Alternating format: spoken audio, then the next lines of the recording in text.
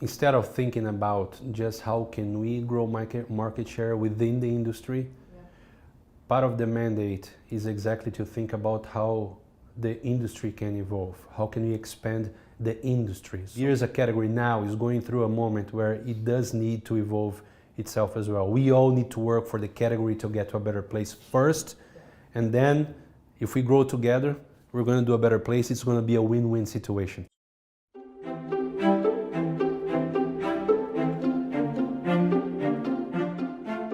Consumers are evolving. The category needs to evolve. As a leader, it's our responsibility to lead that movement. So we're very proud of our leadership position in this industry.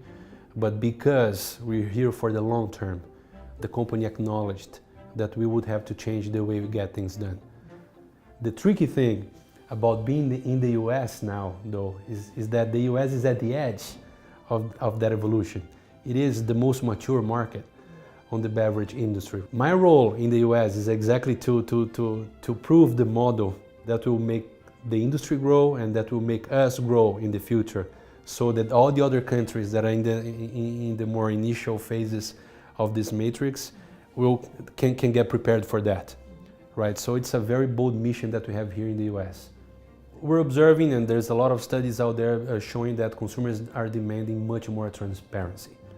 So if you go to any supermarket, to any convenience store, you see that predominantly every category within the food and beverage industry, they really disclose their ingredients, right? And they're investing and betting behind transparency. Consumers are looking for that. The only exception to that rule is alcohol.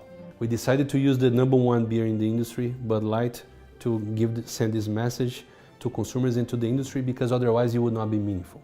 We are leading by example by providing transparency, and then we felt comfortable enough about talking a little bit in a very open and transparent way about the differences that do exist between those brands.